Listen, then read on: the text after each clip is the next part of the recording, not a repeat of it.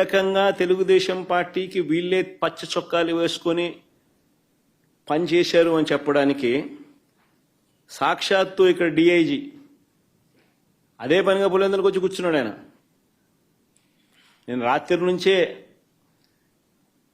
దౌర్జన్య కాండ స్టార్టు దగ్గరుండి ఆయన సమక్షంలోనే జరిగించినాడు. ఎవడి డిఐజీ అంటే కోయా ప్రవీణ్.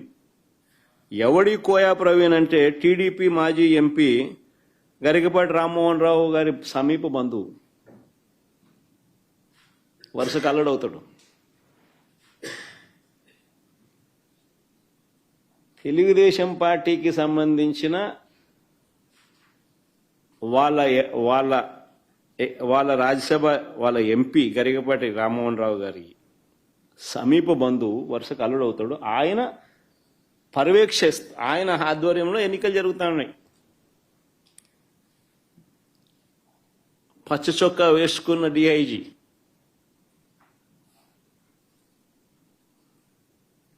ఆయనకు సంబంధించిన డిఎస్పీలు, ఆయనకు సంబంధించిన సిఐలు హ్యాండ్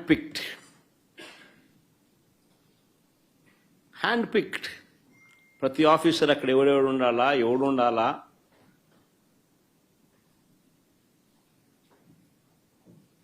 ఎస్ఐలు ఎవడు ఉండాలా, సిఐలు ఎవడు ఉండాలా, ఆ లిస్ట్ మాకు సరే.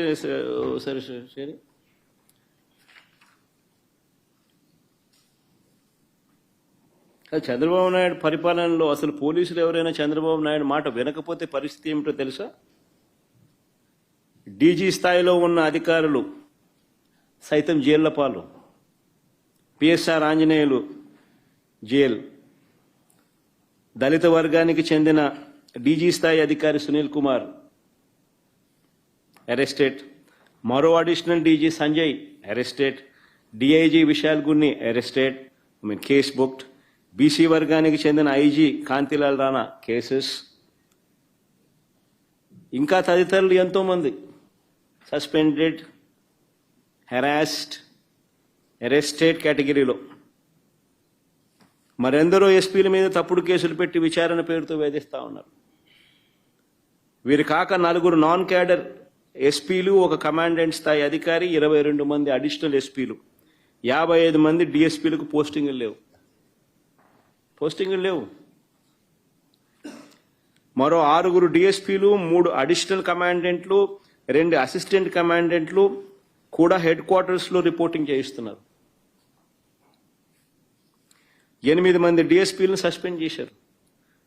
వీరు కాకుండా మరో 80 నుంచి 100 మంది ఇన్స్పెక్టర్లు, 100 మంది కానిస్టేబుల్లు వీఆర్లో ఉన్నారు.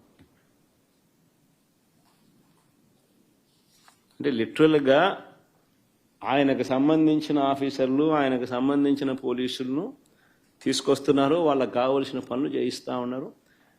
చంద్రబాబు నాయుడు చేస్తూ ఉన్న కరప్షన్లలో వీళ్ళందరూ భాగస్వాములు. డిఐజీ ఆధ్వర్యంలో కలెక్షన్స్. మాఫియా రింగ్ లీడర్ ఎవడంటే డిఐజీ. ఆయన ప్రాంతంలో జరిగే బెల్ట్ షాపుల ఆక్షన్ దగ్గర నుంచి, బెల్ట్ షాపులు నడిపించాలంటే వాళ్ళు ఇచ్చే డబ్బుల దగ్గర కలెక్షన్ దగ్గర నుంచి, పర్మిట్ రూములు, ఇల్లీగల్ పర్మిట్ రూములు నడపడం దగ్గర నుంచి, నడిపించడం కోసం వాళ్ళ దగ్గర నుంచి